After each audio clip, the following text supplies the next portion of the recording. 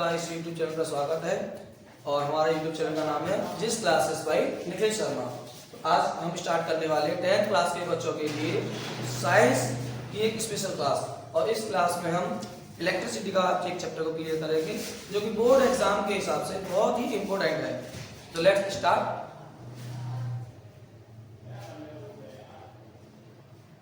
देखो ये हमारे लिए एनिमेटेड नोट्स हैं जिनको हम थोड़ा सा रिवाइज करते हैं, क्योंकि इन नोट्सों से हमें कम समय में ज़्यादा चीज़ों को हम कवर कर सकते हैं।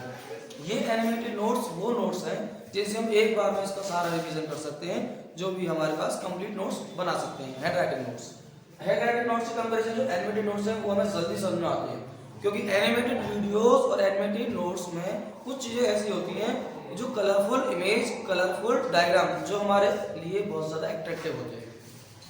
देखो हमारा असल जूम कर ले रहे हैं, जूम करने का हमें क्या दिखाई दे रहा है कि हमारे 12 चैप्टर का नाम है इलेक्ट्रिसिटी यानी कि वैद्युत। तो आइए हम सबसे पहले वैद्युत का स्टार्ट करते हैं।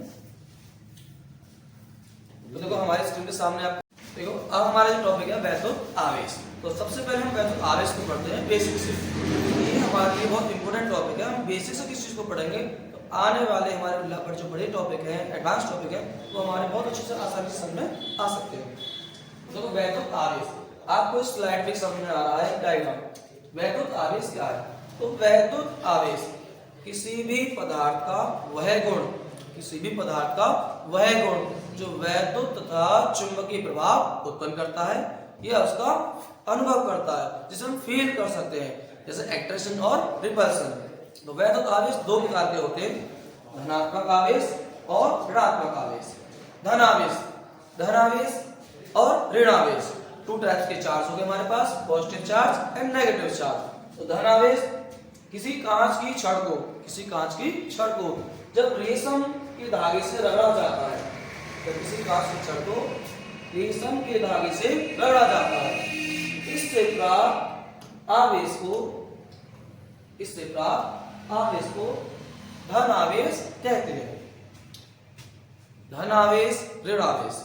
अब हम चलते हैं ऋण आवेश। एगोनाइट की छड़ को ऊन के धागे से, एगोनाइट की छड़ को ऊन के धागे से रगड़ा जाता है, इस प्रकार के आवेश को ऋण आवेश कहा जाता है। ऋण आवेश कहा जाता है। इलेक्ट्रॉनों की कमी के कारण, इलेक्ट्रॉनों की कमी के कारण धन आवेश उत्पन्न होता है, और इलेक्ट्रॉनों की अधिकता के कारण ऋण आवेश उत्पन्न होता है। तो इलेक्ट्रॉनों की कमी और इलेक्ट्रॉन की अधिकता क्या है, इसको हम अच्छी तरह से समझते हैं। जब किसी वस्तु से इलेक्ट्रॉन निकल जाते हैं तो उस पर इलेक्ट्रॉनों की कमी हो जाती है, तो उस पर पॉजिटिव चार्ज आ जाता है। जब किसी वस्तु पर इलेक्ट्रॉन ग्रहण किए जाते हैं तो उस वस्तु पर धनात्मक आवेश आ जाता है। ठीक है, तो इसको हम अच्छी तरह से समझते हैं।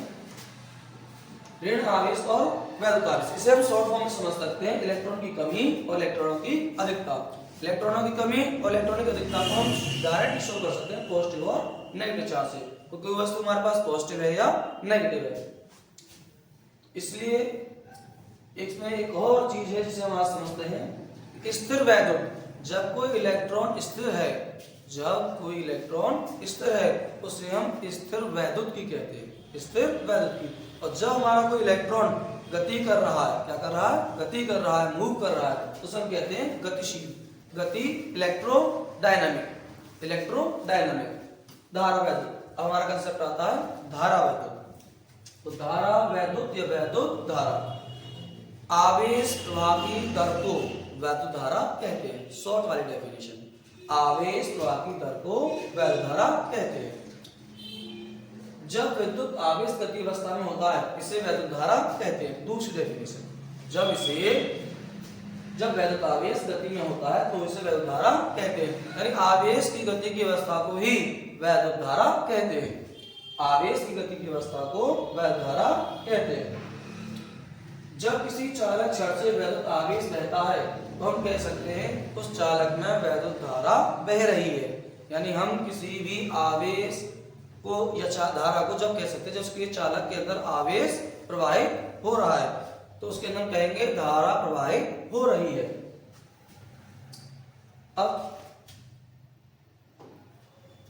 अब इसे हम फॉर्मूलेज और फॉर्मूले के हिसाब से इसकी एक डेफिनेशन बनाते हैं। जो फॉर्मूले के हिसाब से डेफिनेशन है वो हमारे लिए ज़्यादा एडवांस लेवल पर आराम से याद हो सकती है। जैसे कि इट इज रिप्रेजेंट आई, धारा को हम आई से प्रदर्शित करते हैं। I equal Q upon T, I equal Q upon T, where Q charge and T time, जहां क्यू एक आवेश है और टी एक समय है।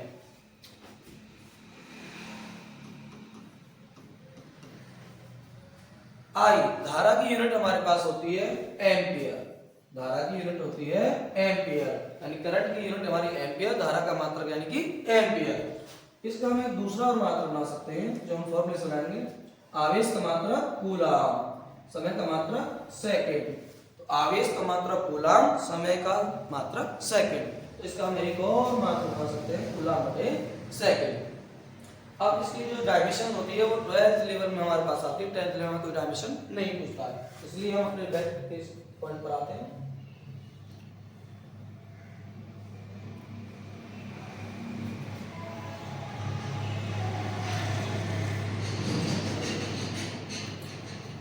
धारा के फ्लो, धारा के बहने के कम से तीन पदार्थों को हम डिवाइड किया जा सकता है। पदार्थ को तीन तरह से हम डिवाइड कर सकते हैं, चालक, अचालक, अर्धचालक। चालक वे पदार्थ जो अपने में से वैद्युत धारा के यानी आवेश को आसानी से प्रवाहित होने देते हैं, चालक कहलाते हैं। वे पदार्थ जो अपने से होकर वैद्युत आवेश को आसानी से प्रवाहित होने देते हैं, चालक कहलाते हैं। जैसे देखो हमारे पास डायग्राम में दिखाई दे रहा है, तांबा है, सिल्वर है, एल्यूमिनियम है। ये जो डायग्राम्स है इनसे हमें आसानी से याद हो जाता है कि हमारे पास क्या है, तांबा है, और ये क्या है हमारे पास, सिल्वर है, और ये हमारे पास क्या है, एल्यूमिनियम है। तो हमारे पास ये ऐसे पदार्थ हैं जिनमें वैद्युत धारा का प्रवाह आसानी से हो जाता है। नेक्स्ट, कुचालक। कुचालक वे पदार्थ होते हैं जो अपने में से वैद्युत धारा को प्रवाहित नहीं होने देते हैं।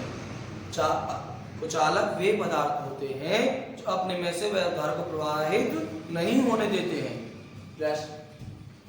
वे पदार्थ जो अपने से होकर वैद्युत धारा को प्रवाहित नहीं होने देते, वे पदार्थ कुचालक कहलाते हैं। जैसे रबड़, कांच, प्लास्टिक। जैसे रबड़, कांच, प्लास्टिक, ये क्या होगा हमारे अचालक या कुचालक, यानी कि हम इन्हें कह सकते हैं परावैद्युत। क्या बोल सकते हैं, परावैद्युत। नेक्स्ट, चालकता। तो चालकता किसी चालक का वह गुण है, चालकता किसी चालक का वह गुण है जिससे यह अपने अंदर वैद्युत आवेश को प्रवाहित होने देता है।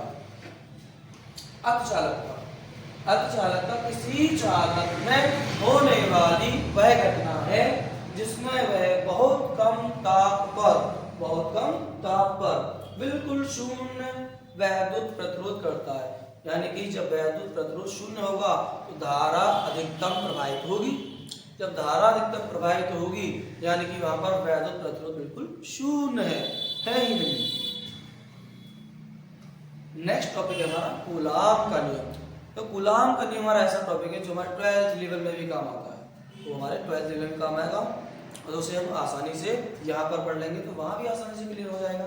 जैसे कि किसी चालक के दो बिंदुओं के बीच आवेशों पर लगने वाला आकर्षण बल या प्रतिकर्षण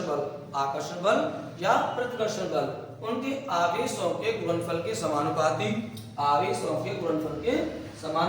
इक्वेशन नंबर फर्स्ट, और उनके बीच की दूरी के, आवेशों के बीच की दूरी के वर्ग के व्युत्क्रमानुपाती होता है। इसे हम समझते हैं कि दोनों जो इक्वेशन है उन दोनों इक्वेशन को हम एक साथ मिलाएंगे। तो यहाँ हमने एक साथ मिला दी दोनों इक्वेशन, और दोनों इक्वेशन को जब एक साथ मिलाएंगे F equal Q1 Q2 upon R square. यहाँ पर हम पहले समानुपाती का साइन लेते हैं, फिर इक्वल का साइन लेंगे, और इक्वल का साइन लेने के लिए हमारे पास क्या आता है, कांस्टेंट राशि आती है, यानी कि नियतांक आता है। क्या आता है, नियतांक। Where k is a constant, Q1 Q2 upon R square, where K is a constant Q/R²। तो K की एक वैल्यू होती है हमारे पास 1/4πε0 और यहाँ भी K आता है। इसकी को हम कहते हैं परावैद्युतांक। क्या बोलते हैं? परावैद्युतांक। इसे बोलते हैं परावैद्युतांक। और जहां पर ε0 होती है माध्यम की वैद्युतशीलता। माध्यम की वैद्युतशीलता। देखो हम हमारे पास एक K की वैल्यू दे रखी है।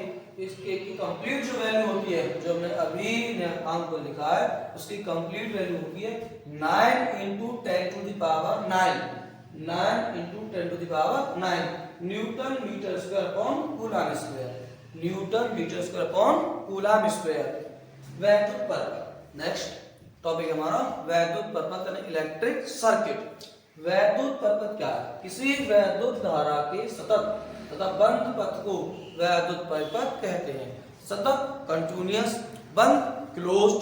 तो सतत या बंद पथ को वैद्युत परिपथ कहते हैं। वैद्युत का प्रवाह। आवेशों की रचना इलेक्ट्रॉन करते हैं। वैद्युत धारा का धनावेश का प्रवाह माना गया है तथा धनावेश के प्रवाह की दिशा वैद्युत धारा की दिशा माना गया है। तो हम चिन्ह प्रॉपर्टी के अनुसार इसे पढ़ते हैं। Let's start. किसी वैद्युत परपथ में इलेक्ट्रॉन क्या है? ऋणावेश। पॉजिटिव क्या है? धनावेश। तो जो हमारे पास इलेक्ट्रॉन और प्रोटॉन होते हैं, यानी कि इलेक्ट्रॉन होते हैं नेगेटिव, वो धारा के विपरीत दिशा में चलते हैं। और जो प्रोटॉन होते हैं वो धारा की सेम डायरेक्शन में चलते हैं। Opposite direction, same direction. Electron opposite direction, proton same direction. Okay. अभी हम कूलाम की यूनिट पर आते हैं। कूलाम एक यूनिट है। तो कूलाम एक यूनिट होती है वैद्युत आवेश की। आवेश का मात्रा कूलाम, यानी जो हमारे पास चार्ज है उसकी यूनिट क्या होती है? कूलाम। ये हम पढ़ चुके हैं। कूलाम जो कि 6 × 10⁻18 है, 6 × 10⁸ इलेक्ट्रॉनों की संख्या के बराबर होती है। एक कूलाम एक इलेक्ट्रॉन में कितना आवेश होता है? 1.6 × 10⁻⁻19 कूलाम। 1.6 × 10⁻⁻19 कूलाम। यानी कि हमारे पास ये जो वैल्यू है वो क्या है? आवेश का मूल मान। आवेश का मूल मान। अब हमारे सामने टॉपिक आ रहा है आवेश का संरक्षण नियम, जिसे हम छोटी सी क्लास में पढ़ते हुए आ रहे हैं। छोटी स्टैंडर्ड क्लास में हम पढ़ते हैं चार्ज कंजर्वेशन लॉ। इसमें हम क्या देखते हैं? Charge neither can be create neither can be destroy. आवेश को ना उत्पन्न किया जा सकता है और ना ही नष्ट किया जा सकता है। तो आवेश संरक्षण नियम क्या कहता है? वैद्युत आवेश को ना उत्पन्न किया जा सकता है और ना ही इसका विनाश किया जा सकता है। यानी charge neither can be create neither can be destroy. Ampere धारा का मात्रक हमने पढ़ा एम्पियर। तो यह वैद्युत धारा का एक ऐसा ही मात्रक है जब एक कूलम आवेश को एक चालक से 1 सेकंड में प्रवाहित करते हैं तो वो क्या होता है? 1 कूलम की डेफिनेशन बन जाती है। एक की धारा का छोटा मात्रक मिली एम्पियर भी है, माइक्रो एम्पियर भी है, नैनो एम्पियर भी है। उसे हम शॉर्ट में पढ़ते चलेंगे। अब धारा को नापने के लिए हम पढ़ते कुछ इंस्ट्रूमेंट्स होते हैं। धारा को नापने के लिए हमारे पास कुछ ऐसे इंस्ट्रूमेंट होते हैं जिससे हम करंट को मेजर कर सकते हैं कि धारा कितनी आ रही है, कितने एम्पियर में आ रही है, 2 एम्पियर की या 3 एम्पियर की है। तो इसलिए ऐसे इंस्ट्रूमेंट को कहते हैं अमीटर। क्या बोलते हैं? अमीटर। अभी हम आपको अमीटर का डायग्राम दिखाते हैं।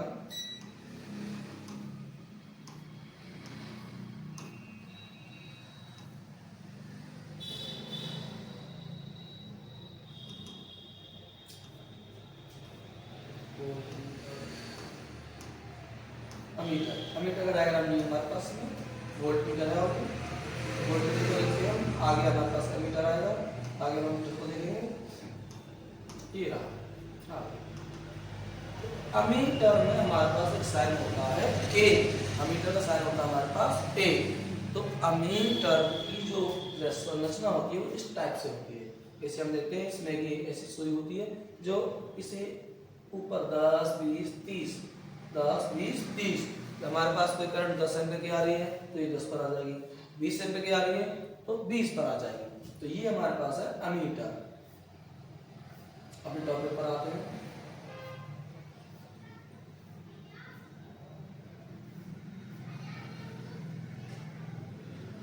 वैद्युत परिपथों यानी इलेक्ट्रिक सर्किट की वैद्युत धारा मापने के लिए जिस यंत्र का उपयोग किया जाता है उसे अमीटर बोलते हैं। अमीटर, तो जिस यंत्र का हम उपयोग करते हैं उसे अमीटर कहते हैं। यह सदैव जिस परिपथ में वैद्युत धारा को नापता है उसे हम श्रेणी क्रम में उससे जोड़ते हैं। यानी कि हमें एक वायर है, इस वायर में करंट को मेजर करना है, तो इसके श्रेणी क्रम में हम अमीटर को इसमें ऐड करेंगे। ओके, गैल्वेनोमीटर यानी किसे बोलते हैं हिंदी में धारा मापी को इंग्लिश में बोलते हैं गैल्वेनोमीटर। ये भी धारा मापने की एक युक्ति है, डिवाइस है, प्रणाली है जिसे हम धारा को मेजर कर सकते हैं, परंतु इसे हम क्षणिक धारा को नापते हैं। इसको क्षणिक धारा को अभी हम गैल्वेनोमीटर में पढ़ते हैं कि गैल्वेनोमीटर एक ऐसी युक्ति है जो किसी वैद्युत परिपथ में उपस्थित धारा का पता लगाता है। यानी उसके अंदर अगर उपस्थिति होगी, हल्की सी भी क्षणिक धारा बह रही होगी, तो वो हमारा कौन बता सकता है? गैल्वेनोमीटर। अमीटर हमारा इस काम को नहीं कर पाएगा, इसलिए हल्की सी क्षणिक धारा को नापना होता है तो उसे हम क्या कहते हैं? उसे हम नापते हैं धारा मापी से, यानी कि हम नापेंगे उसे गैल्वेनोमीटर से। जहां हमें धारा की उपस्थिति का पता लगाना है तो हम नापेंगे गैल्वेनोमीटर से। तो इसके बेसिस पर हम कह सकते हैं वी कैन से दैट धारा की उपस्थिति या क्षणिक धारा को मापने के यंत्र को हम क्या बोलेंगे? गैल्वेनोमीटर। यानी कि गैल्वेनोमीटर होता है हमारा धारा मापी। अब लेट स्टार्ट इलेक्ट्रिक पोटेंशियल। हम स्टार्ट करते हैं वैद्युत विभव को। तो ये हमारे पास है वैद्युत स्थितिक विभव, विभवांतर दोनों में बहुत छोटा सा डिफरेंस है। इस डिफरेंस को हम समझ लेते हैं तो वैद्युत विभव और वैद्युत विभवांतर में हमें आसानी से डेफिनेशन में एक डिफरेंस बना सकते हैं और समझ सकते हैं।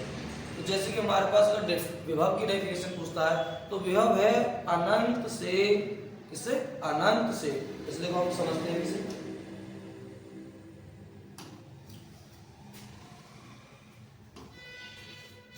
एक पॉइंट है हमारे पास अनंत, यानी अनंत कोई भी दूरी हो गई जिसकी कोई दूरी का हमारे पास अंदाजा नहीं है। अब यहाँ एक पॉइंट हो गया हमारे पास ए भी जैसे एक पॉइंट पर किसी चार्ज को हमें लाना है। तो अनंत से किसी आवेश को किसी बिंदु तक लाने पर, यहाँ पर हम एक धन परीक्षण आवेश को ले सकते हैं। तो अनंत से धन परीक्षण आवेश को किसी बिंदु तक हम जब लाएंगे तो हमें कुछ वर्क करना पड़ेगा। क्या करना पड़ेगा? वर्क करना पड़ेगा। तो ये जो वर्क है और ये धन परीक्षण आवेश है, इसका रेशियो होगा हमारा विभव, यानी कि इलेक्ट्रिक पोटेंशियल। तो वी कैन से दैट किसी धन परीक्षण आवेश को किसी अनंत से किसी बिंदु तक लाने में किया गया कार्य और उस धन परीक्षण आवेश के अनुपात को वैद्युत विभव कहते हैं। इसे V से प्रदर्शित करते हैं, तो V equal W upon Q। इसकी हम यूनिट निकाल सकते हैं, कार्य का मात्रक जूल, आवेश का मात्रक कूलम। तो वैद्युत विभव का एक और मात्रक होता है हमारे पास volt, electric potential unit volt and joule upon coulomb. तो इससे हमें ये समझ आता है कि ये एक ही पॉइंट पर आ रहा है। कहां से आ रहा है? अनंत से आ रहा है। नेक्स्ट ए point, B point.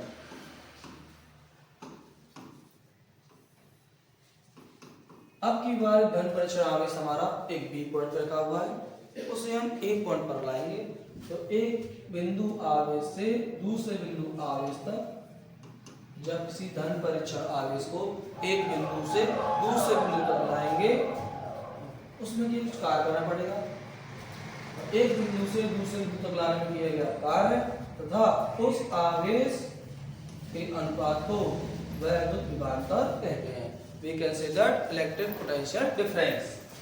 Electric potential difference की unit joule upon coulomb. And volt. इसकी हमारे पास दोनों यूनिट है, सेम यूनिट है। Electric potential and potential difference की यूनिट होती है सेम, वोल्ट। क्या होती है? वोल्ट। ये जूल बटे कूलम। ओके, नेक्स्ट हमने जो टॉपिक अभी कवर किया है, हमने ट्रिप किया विभव। तो विभव विभवांतर में अंतर आपको स्पष्ट समझ आ गया है। अब हम पढ़ते हैं विभवांतर की डेफिनेशन। इलेक्ट्रॉन तभी गति करते हैं जब किसी परपथ या चालक के दोनों सिरों के बीच वैद्युत दाब के अंतर को विभवांतर कहते हैं। वैद्युत दाब के अंतर को वैद्युत विभवांतर कहते हैं।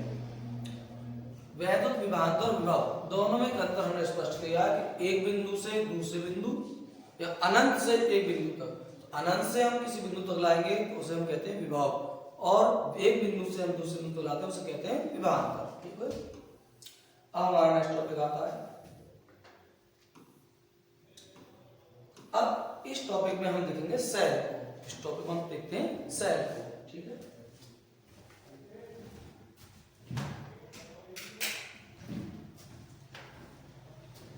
लाइट इश्यूज थोड़ा सा हमारे सामने आपको दिखाई दे रहे हैं सेल। वे सेल जो हम घड़ी में लगाते हैं वो आपके सामने से दिखाई दे रहे हैं सेल। और सेलों में हमारे पास एक चीज दिखाई दे रही है, छोटा सेल, बड़ा सेल, इससे बड़ा सेल। यानी कि सेल ये वही सेल है जिसे हम घड़ियों में अपने डिवाइस में यूज करते हैं। इस विभवांतर को बैटरी या एक से अधिक सेलों को जोड़कर डायनेमो द्वारा उत्पन्न किया जा सकता है। तो इस विभवांतर को हम किससे यूज करते हैं? इस विभवांतर को हम उत्पन्न करते हैं सेलों से।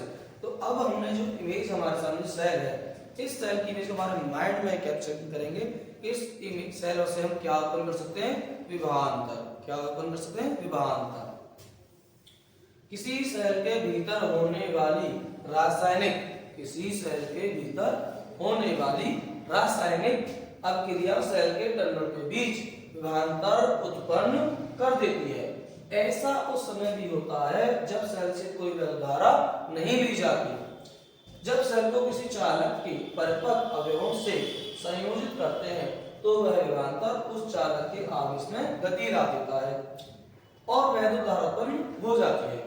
इस सेलों से हमने आपको एक बार पढ़ के बताया, एक बार हम नॉर्मली बताते हैं कि जब हम किसी भी इंस्ट्रूमेंट में हम अपना सेल को लगाते हैं तो उसके अंदर इलेक्ट्रिसिटी फ्लो हो जाती है। ओके, अब हम समझते हैं voltmeter. We can see voltmeter and you can see voltmeter. Voltmeter एक ऐसा इंस्ट्रूमेंट है जो आपके सामने दिखाई दे रहा है। इसमें 3 वोल्ट, 15 वोल्ट, नेगेटिव चार्ज, एक अलग अलग इंस्ट्रूमेंट के पॉइंट होते हैं।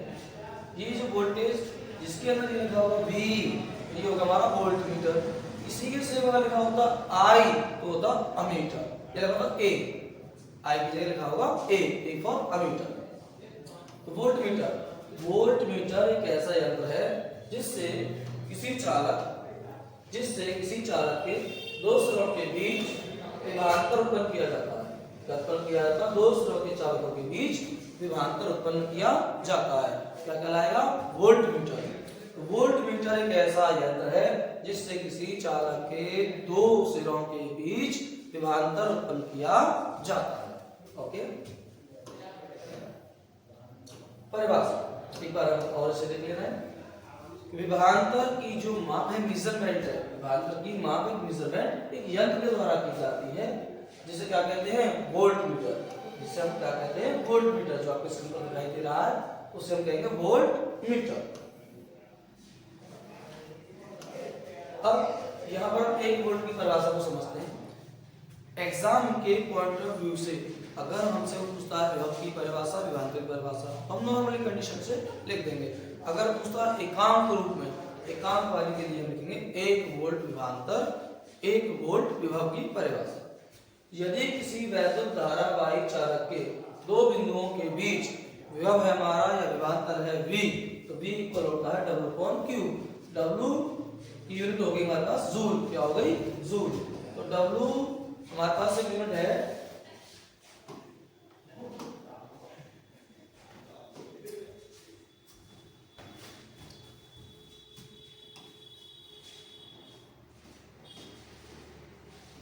V equal W/Q। W 8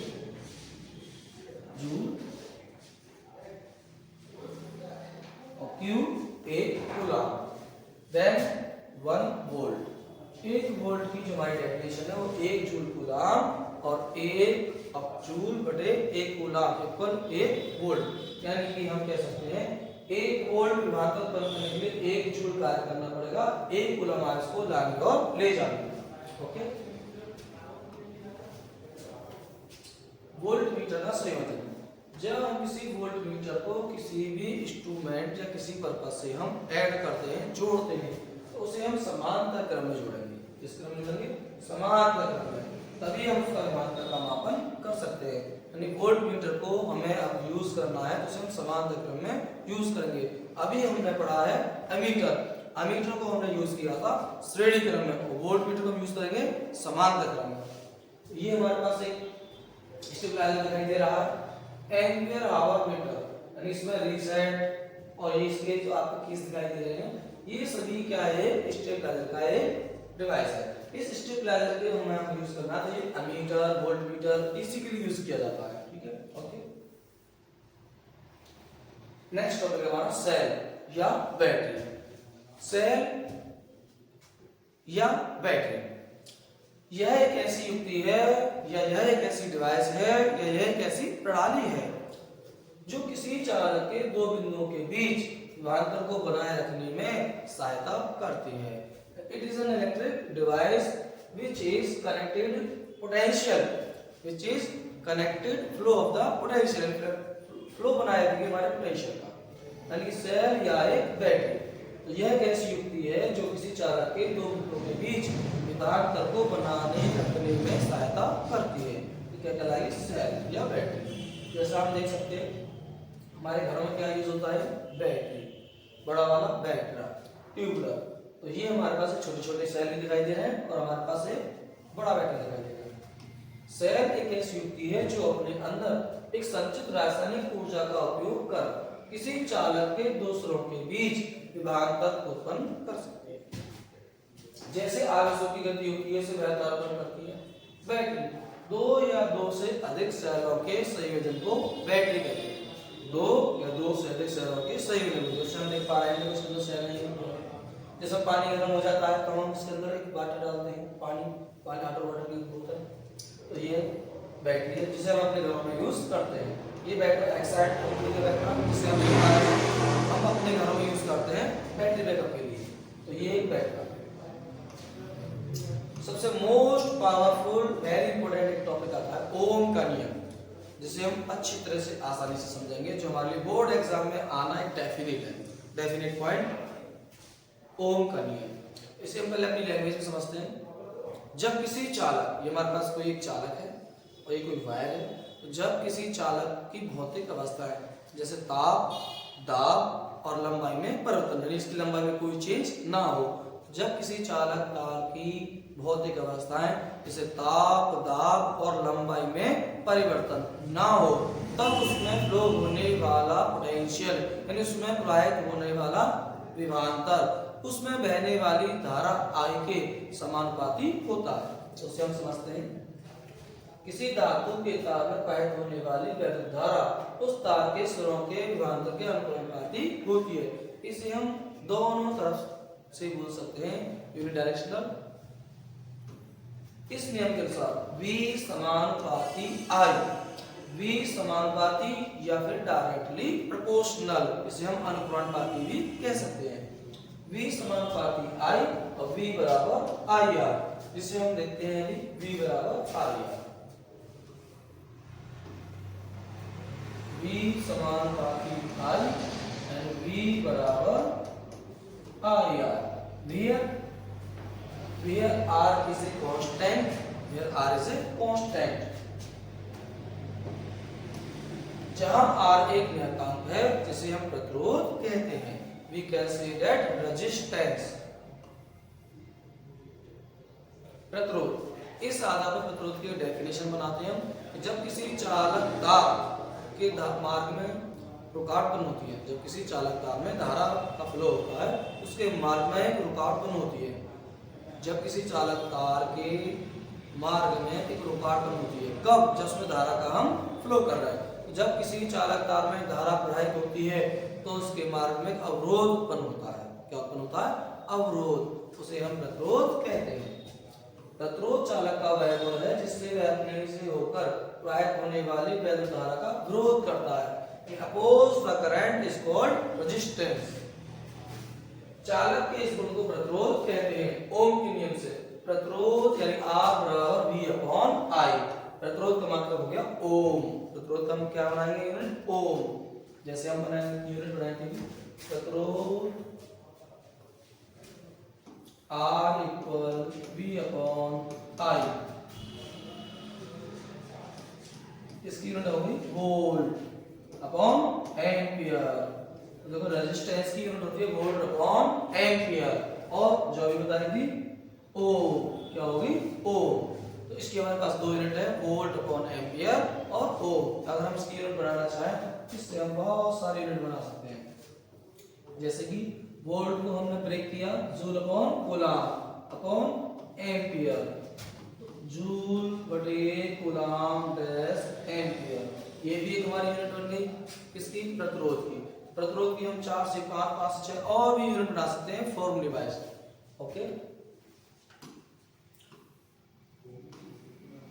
प्रतिरोध का ऐसा मतलब ओम जो हमने भी पढ़ लिया है। ओम, ओम का साइन ऐसा होता है ओम। ओके, अब इसकी परिभाषा आ रही होगी एकांक रूप में। जब भी हमारे पास एग्जाम के पॉइंट ऑफ व्यू से प्रतिरोध की परिभाषा पूछेगा नॉर्मली तो हमें वो लिखनी है जो भी हमने पढ़ी है। अब अगर वो पूछता है 1 ओम की परिभाषा तो हम इस फॉर्मूले से लेंगे 1 वोल्ट बटे 1 एम्पियर इज कॉल्ड 1 ओम। यानी जब हमें किसी चालक के दोनों सिरों के बीच विभवांतर 1 वोल्ट है तब उससे एक वैद्युत धारा प्रवाहित हो रही है, कितनी? 1 एम्पियर की वैद्युत धारा प्रवाहित होती है। तो उस चालक का प्रतिरोध होता है 1 ओम। एक परिवर्ती प्रतिरोध होता है जिसे हम आगे बढ़ते रहे, इसकी भी हमारे पास आवश्यकता नहीं है। ठीक है, धारा नियंत्रक। It is a current controller device. ये आपके सामने डायग्राम दिख रहा है, एनिमेटेड डायग्राम। धारा नियंत्रक परिपथ में प्रतिरोध को परिवर्तित करने के लिए या चेंज करने के लिए current controller device. It is a current controller device, धारा नियंत्रक। परिपथ में प्रतिरोध को परिवर्तित करने के लिए जिस युक्ति का उपयोग किया जाता है उसे धारा नियंत्रक कहते हैं। यानी it is called current controller device. इसे हम क्या कहते हैं? करंट कंट्रोलर डिवाइस, धारा नियंत्रक। ये किन किन बातों पर निर्भर करता है? चालक की लंबाई के समानुपाती होता है, चालक की लंबाई के समानुपाती तथा अनुप्रस्थ काश के क्षेत्रफल के व्युत्क्रमानुपाती तथा तापमान के समानुपाती। पदार्थ की प्रकृति पर भी निर्भर करता है। मोस्ट इंपोर्टेंट पॉइंट, पदार्थ की प्रकृति पर भी निर्भर करता है। प्रतिरोधकता, नेक्स्ट पॉइंट हमारा प्रतिरोधकता। It is denoted by rho. प्रतिरोधकता को हम किससे डिनोट करते हैं? रो से।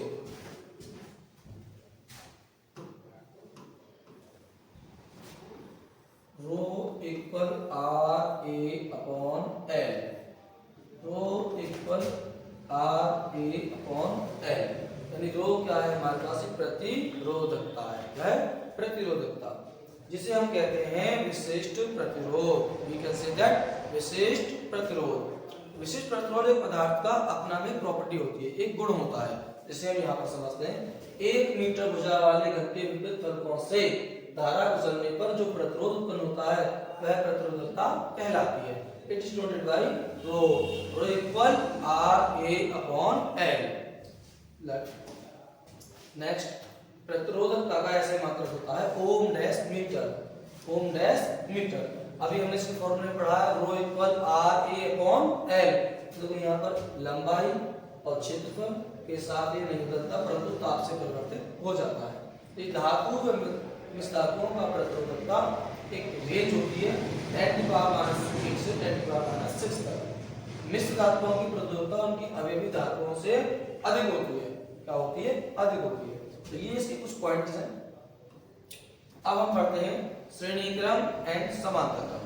तो प्रतिरोधों का जो संयोजन होगा श्रेणी क्रम एंड समांतर क्रम वो हम पढ़ेंगे अपने वाले नेक्स्ट टॉपिक पर, नेक्स्ट वीडियो पर। प्रतिरोधों का श्रेणी क्रम और समांतर क्रम संयोजन, जिससे हम थोड़ा सा आगे वीडियो हमारी बड़ी ना हो, शॉर्ट वीडियो हो। ओके।